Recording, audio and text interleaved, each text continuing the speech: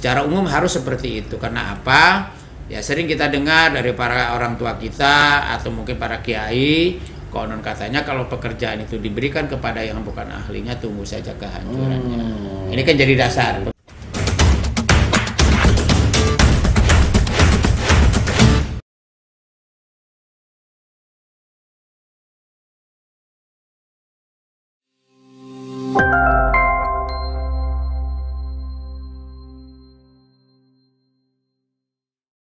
Assalamualaikum warahmatullahi wabarakatuh. Bertemu lagi dengan saya Yadi Jaya Santika dalam podcast Kabar Bandung Tinggi.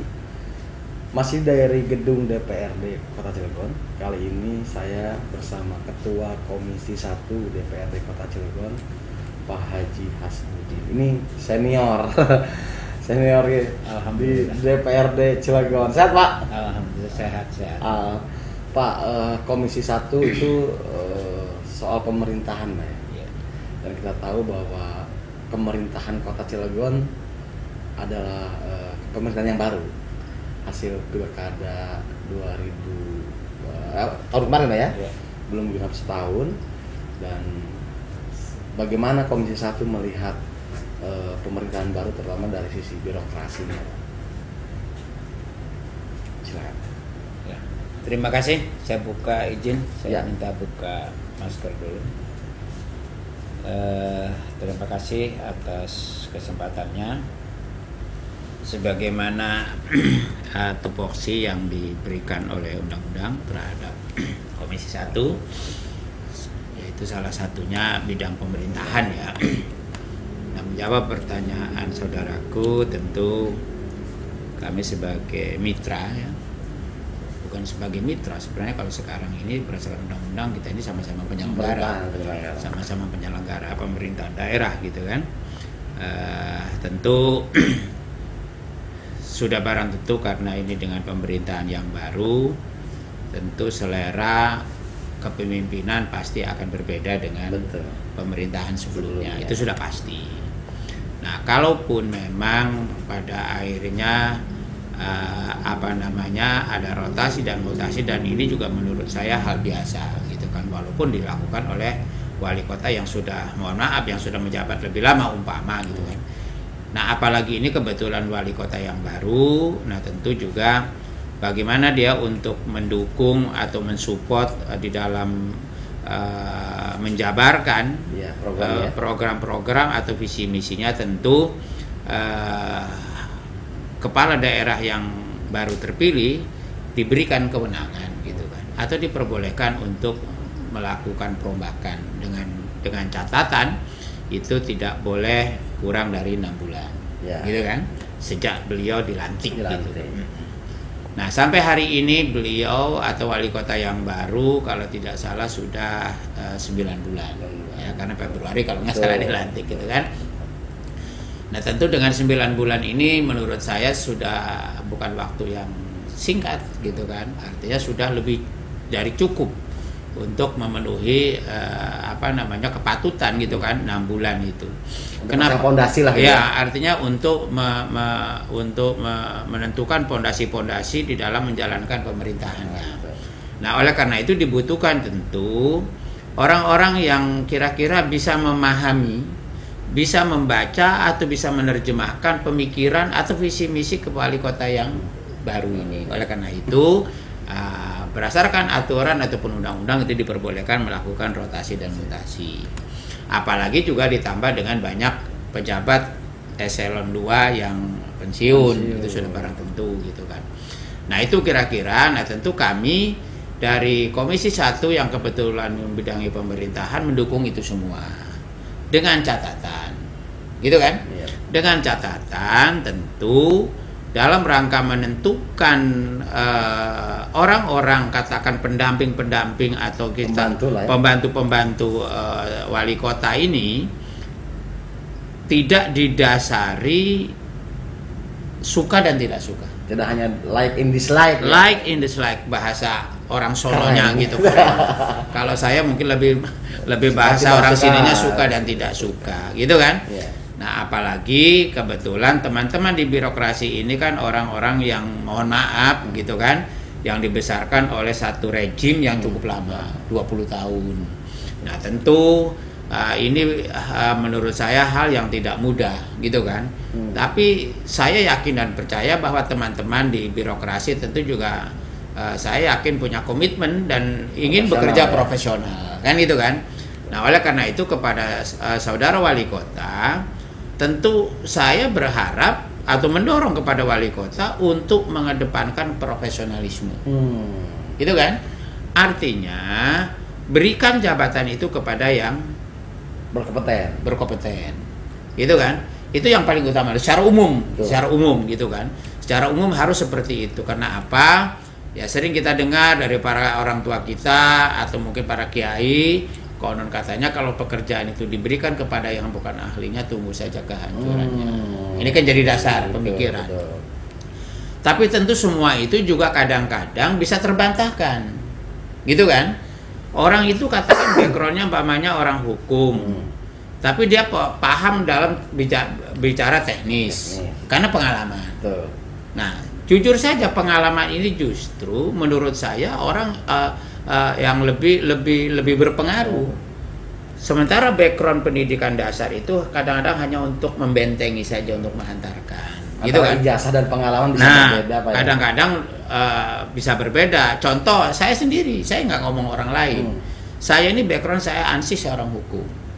Tapi karena background keseharian saya orang sipil, sehingga saya paham betul bagaimana berbicara sipil gitu kan. Ya mohon maaf gitu kan. Saya bisa dihadapkan dengan insinyur-insinyur yang mohon maaf ya katakan baru lulus 1-2 tahun lah. Secara teoritis mungkin dia menguasai, tapi secara praktik di lapangan saya mungkin akan lebih empiris itu nggak bisa. Nah, kira-kira seperti itu. Tapi saya tidak menafikan itu semua. Tapi tentu pendidikan dasar ini atau background ini juga untuk menjadi tolak ukur gitu kan. Tapi tidak cukup hanya sampai di situ. Kita ambil contoh umpamanya. Seorang sarjana hukum, apakah dia memang harus jadi kabak hukum? Belum tentu juga. Kan gitu kan. Tapi memang idealnya harus orang hukum. Tapi tidak semua orang backgroundnya pendidikan hukum mampu jadi kabak hukum. Begitu juga sebaliknya. Orang-orang teknis juga belum tentu juga dia pada akhirnya mungkin secara teknis dia di lapangan bekerja oke, tapi untuk memanage belum tentu. Gitu kan? Kalau manajerial berbeda. Kalau manajerial berbeda. Nah, itu. Nah, jadi kembali kepada pertanyaan tadi, bagaimana Komisi 1 melihat ini semua? Ya saya normatif saja, berikan masukan kepada kepala daerah ataupun wali kota dalam rangka melakukan rotasi dan mutasi ini, terutama memang berikan kepada orang-orang yang profesional di bidangnya. Teruji lah gitu. Orang-orang yang sudah teruji tentu mereka sudah ya secara kapasitas sudah baik golongan maupun pengalaman memenuhi syarat itu tentunya. Tapi Kak, maaf saya potong. Kalau kita bicara tentang pemerintahan baru, biasanya karena Bapak sampaikan ini sudah sebelumnya lama gitu ya. Katakan dari mulai Pak Iman 20 tahun lah saya katakan tadi gitu. ya. Ini muncul data pemerintahan baru yang di luar politik politisi kan gitu ya, backgroundnya pengusaha bahkan masuk ke ruang birokrasi dengan butuh adaptasi segala macam. Lalu kemudian muncul biasanya ketika pemerintahan baru adalah soal dendam politik tuh Pak. Ini orang lama, ini orang B, gimana tuh Pak? Kalau saya melihat sebagai orang politisi, kalau bicara dendam mungkin terlalu ekstrim lah bahasa saya ya, mohon maaf saya tidak bermaksud sampai ke sana. Tapi tentu sekali lagi di dalam politik itu hal yang biasa. Wajar. Like in the slack itu juga hal yang biasa. Namun ini untuk tidak dibawa ke ranah dalam rangka bagaimana untuk menjalankan pemerintahan ini. Gitu. Nah, tentunya sekali lagi saya dari awal tentu wali kota harus betul-betul bisa memahami, bisa memilih orang-orang yang bisa menerjemahkan. Kayak itu kalimat saya dari awal. Betul. Gitu kan? Terlepas persoalan orang ini dari siapa, karena kita bicaranya birokrasi. Nah, kalau orang birokrasi itu karena dipimpin oleh seorang yang backgroundnya dari politisi, ya sudah pastilah gitu kan. Tapi disitulah kita berbicara profesionalisme. Siapapun wali kotanya dia harus siap menjalankan tupoksi yang dia berikan oleh seorang wali kota tanpa harus terbayang-bayangi dengan masa lalu. Gitu kan? Kalau saya pakai istilah Haji Ye, lepaskan masa lalu, gitu kan? Menuju Cilegon maju, gitu kan? Artinya kita juga Haji Ye, Pak. Lah ya ini istilah Haji Ye. Kita nggak boleh larut. Oh, karena saya merasa dulu dibesarkan oleh si Anu, sehingga saya tetap harus. Oh, nggak bisa begitu. Anda dibayar itu oleh rakyat, gitu kan? Untuk bekerja melayani rakyat, gitu kan? Terlepas siapapun pemimpinnya, gitu kan? Dan memang idealnya ya harus loyal kepada pemimpin yang baru, yang sekarang dia pegang, gitu kan? Tanpa harus dibayang-bayangi oleh pemerintahan atau pemimpin yang sebelumnya. Ya kan itu kan masa lalu, katakan gitu. Dan tantangannya juga baru, Pak ya. Oh ya, udah pasti, dan seleranya juga pasti baru. Dan ini justru penting saya katakan tadi, kepada seorang wali kota juga harus pandai-pandai bisa memilih orang-orang tadi itu. Karena kalau kerja ini tidak satu irama, susah. Gitu kan? Jadi kerja ini kan bukan kerja personal, kerja tim. Gitu kan? Seorang wali kota itu hanya manajerial saja kan, gitu kan. Yang bisa menempatkan kamu di sana, kamu di sana, kamu di sana, kamu di sana. Intinya kamu bisa menerjemahkan apa yang sesuai dengan visi misi yang kita sampaikan pada saat kampanye.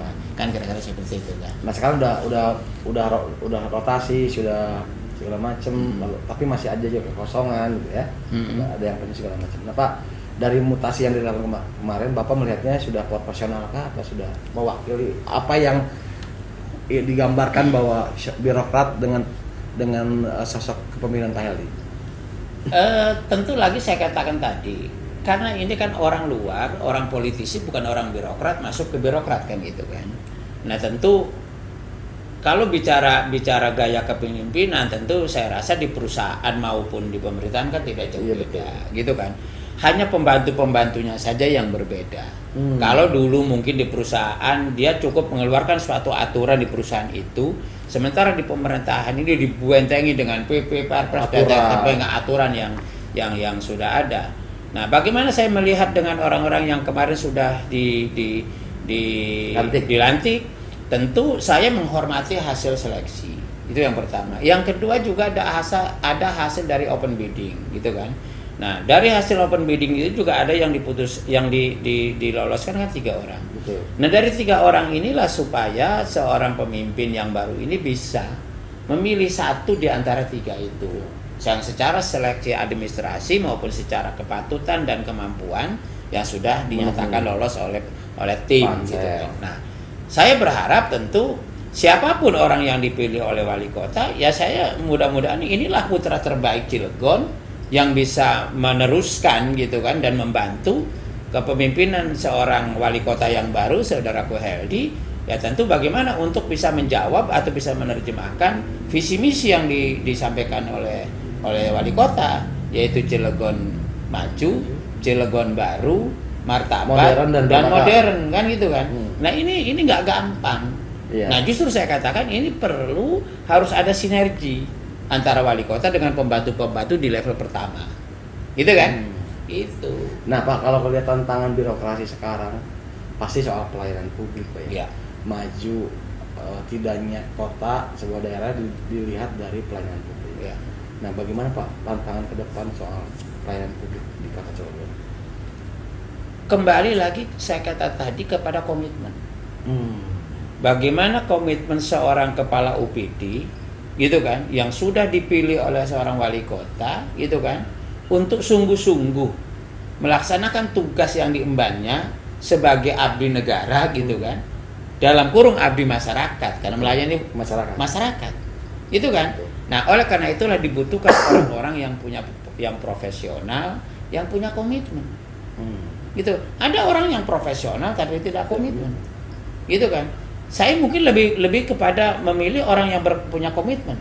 Profesionalisme bisa digali sambil berjalan, gitu kan. Tapi kalau orang profesional tidak komitmen, bubar. Betul. Komitmen itu dasar ya. Dasar kan. Nah, dan orang kalau sudah punya komitmen, dia akan mencintai pekerjaan apa yang dia. Gitu. Dan kalau dilihat dari perjalanan Kota Cilegon sekarang dengan kepemimpinan baru yang sekarang, Bapak melihat bahwa regenerasi di birokrasi sudah berjalan baik kah? Ya tentu kalau saya bilang baik tentu nanti gede kepala. Ya. Tentu masih banyak lah perbaikan dan pembinaan untuk kita tidak bosan-bosan selalu memperbaiki di segala lini dengan kekurangan-kekurangan yang ada. Kalau kita langsung sudah berbicara baik, naif sekali barangkali gitu kan. Tapi tentu saya yakin dan percaya punya komitmen kita ke depan ini untuk menuju yang terbaik. Gitu. Terus sekarang Bapak melihat bahwa setelah pemerintahan baru, mutasi sudah di jalan, bagaimana koordinasi dan komunikasi eksekutif dengan legislatif? Nah, kalau ini saya harus jujur, ya, saya harus jujur mengatakan ini perlu ada perbaikan. Sekarang dirasakan masih lemah. Dirasakan masih lemah, jujur saja, ya. Jadi perlu dibangun komunikasi yang lebih intens, yang harmoni antara eksekutif dan legislatif. Karena sekarang bukan mitra lagi. Betul. Kalau bicara mitra, suka-suka bisa saja mungkin ya gayanya gua nggak butuh lo, kasarnya begitu. Nggak mampir lah. Tapi kita ini karena sama-sama penyelenggara pemerintahan daerah, idealnya justru harus lebih nyambung, lebih harmoni, gitu kan. Di sisi mana tuh Pak yang dirasakan paling lemah? Apakah untuk satu meja apakah masih sulit Pak sekarang Dewan dengan OPD? Kelihatannya memang masih perlu ada perbaikan. Masih perlu perbaikan untuk kita lebih bersinergi lagi. Ya kasarnya kita bisa ngobrol begini lah gitu kan. Sambil kasarnya ngopi bareng, apa sih persoalan yang ini gitu kan. Kalau bicara kayak paripurna itu kan formal. Sementara persoalan-persoalan itu kadang-kadang justru timbul dan muncul itu dari obrolan di warung kopi, kasarnya seperti itu. Tidak formal. Dan Dewan menghadapi itu setiap menit Setiap menit karena Dewan yang selalu berhadapan dengan masyarakat. Sementara wali kota, mohon maaf, orang bisa dari pagi antri di depan kantor wali kota, belum tentu kadang-kadang sampai duhur bisa masuk. Betul. Dengan antrinya orang banyak, gitu kan? Tapi kalau Dewan, pertama kita mungkin dengan masyarakat juga dari pagi sampai malam, kadang-kadang memang orang jalan-jalan aja kan baru sini jalan-jalan, keluar masuk datang menyampaikan keluhan ini itu. Ya di kantornya di rumah? Ya di kantornya di rumah, ya tentu Dewan punya link khusus kadang-kadang. Ya mohon maaf, kalaupun saya ada keperluan yang memang sifatnya urgent ini masyarakat, ya kalaupun di sana ada 10 orang, 20 orang ngantri di depan pintu kantor wali kota, ya saya harus punya akses khusus gitu kan. Walaupun saya mungkin cukup waktu 5 atau 10 menit yang intinya saja. Gitu kan. Kalau hanya yang seperti kayak paripurna itu kan lebih ke formal, kita mungkin pembahasan tidak bisa detail kan gitu. Hanya sifatnya Pak Wali paling selesai begitu. Kan gitu.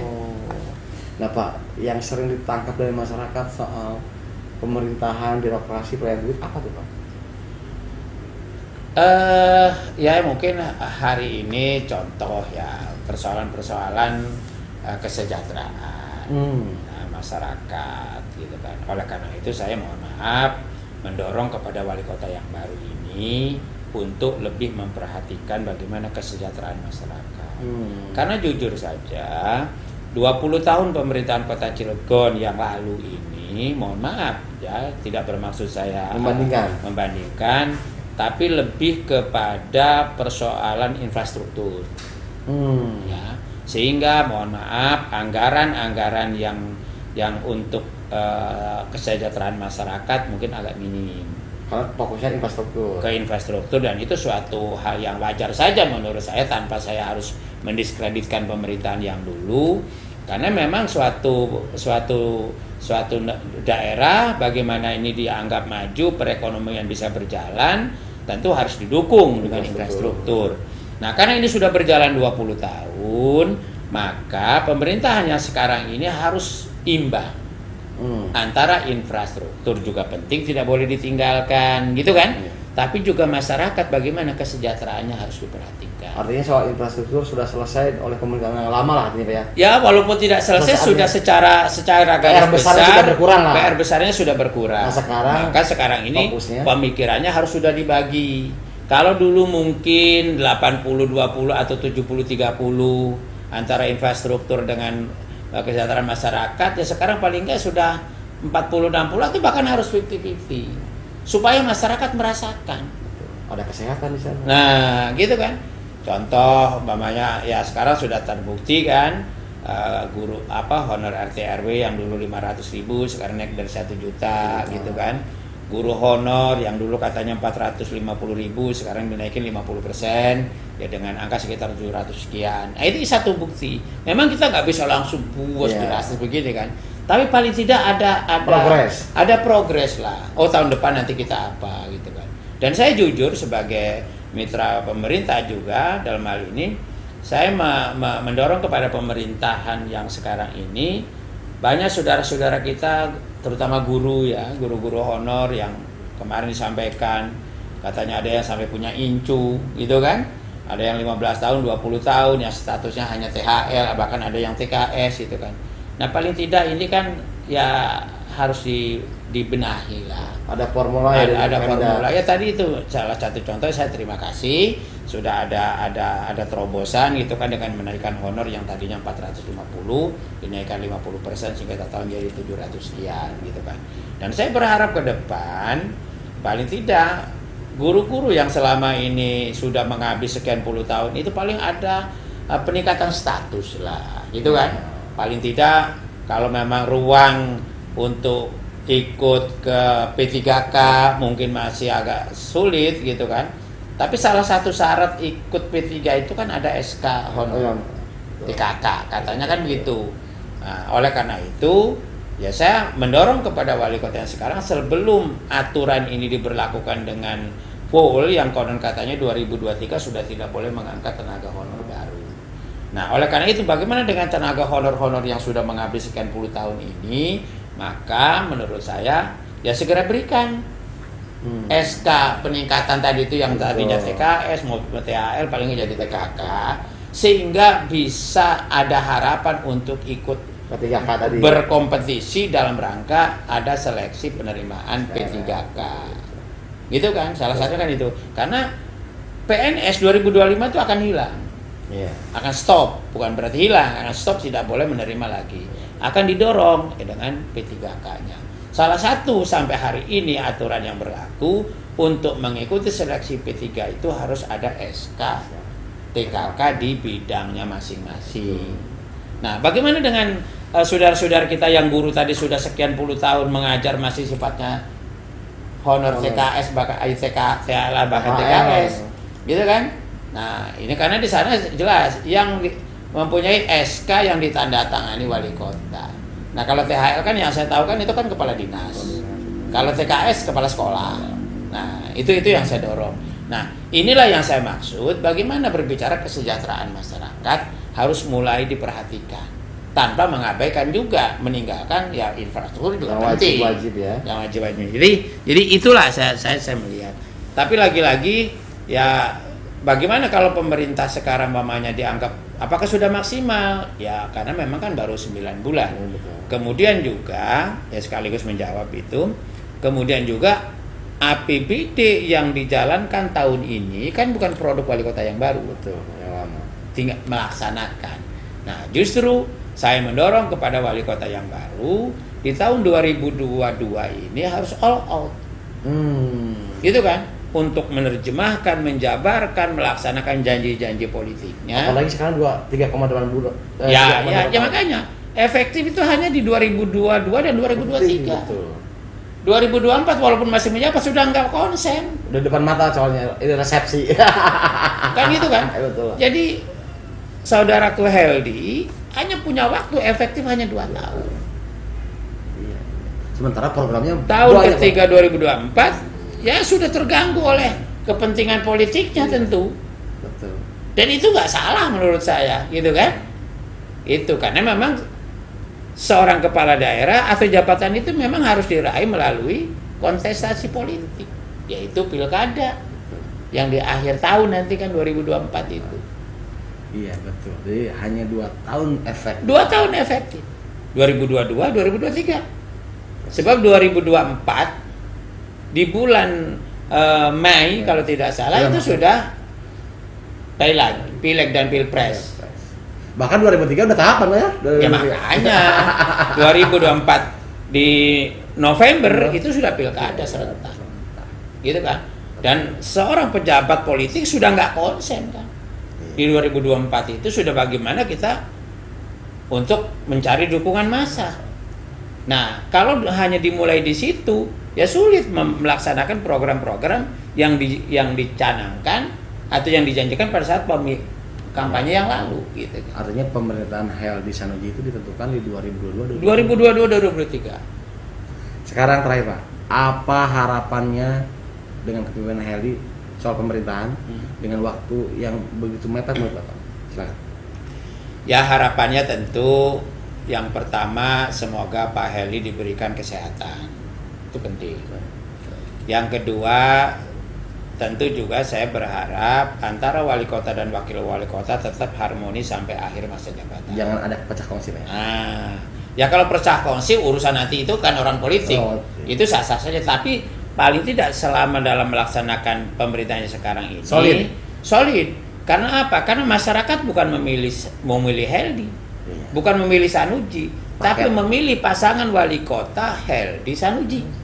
Kan gitu kan? Saya tidak memilih orang per orang, milih pasangan. Kan gitu kan? Oleh karena itu, ya saya tidak muluk-muluk.